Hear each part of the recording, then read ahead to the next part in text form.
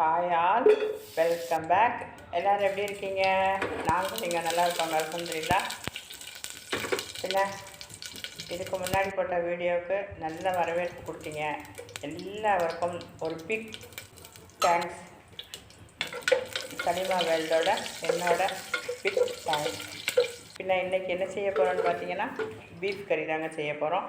வாங்க, hotel style beef கறி செய்ய போகிறோம். வாங்க எப்படி செய்யலான்னு பார்த்துடலாமா? அதுக்கு முதல்ல ஒரு குக்கர் வச்சுக்கோங்க.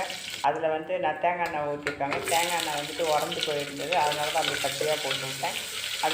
அதில் பார்த்திங்கன்னா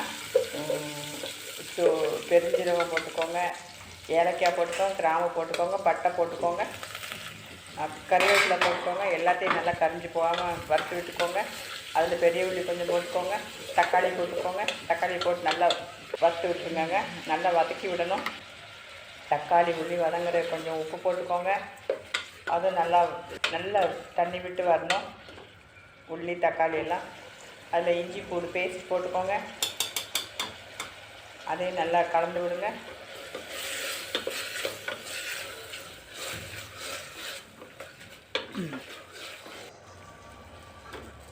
பின்ன நல்லா கழுவி சுத்தப்படுத்திய பீஃப் எடுத்துருக்கேங்க. பீஃப் அதில் போட்டுக்கோங்க.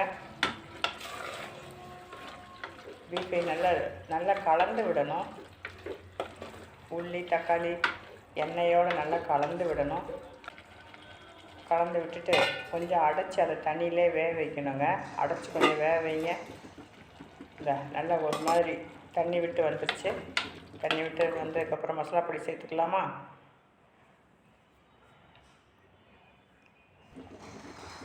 மிளகாய் பொடி போட்டுக்கோங்க, வத்தல் மிளகாய்த்தூள் போட்டுக்கோங்க,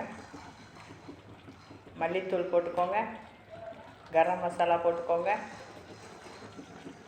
இதை நல்லா கலந்து விடுங்க. பீஃபோடு சேர்ந்து வரணும். மசாலா உள்ளி எல்லாம் கலந்து வரணும்.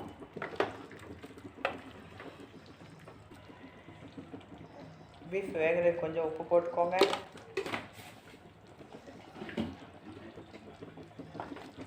அதை நல்லா கலந்து விடுங்க.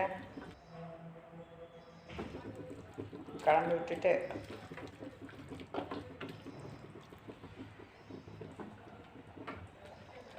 குக்கர் மூடி போட்டுருங்க. சரி, கொஞ்சம் தண்ணி ஊற்றிக்கோங்க. தண்ணி ஊற்றி நல்லா கலந்து விடுங்க.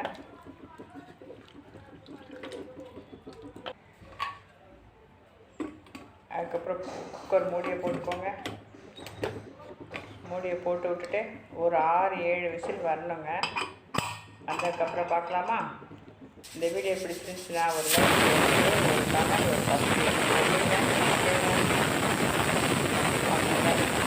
விசில் வந்துருச்சு. விசில் ப்ரெஷர்லாம் அடங்கிருச்சுங்க. அடங்கினதுக்கப்புறம் திறந்து பார்ப்போமா? வா, சூப்பராக வந்திருக்குல்லங்க. வாங்க, அதே நல்லா கலந்துக்கோங்க. கலந்துட்டு இன்னும் கொஞ்சம் கொதிக்க விடணும்.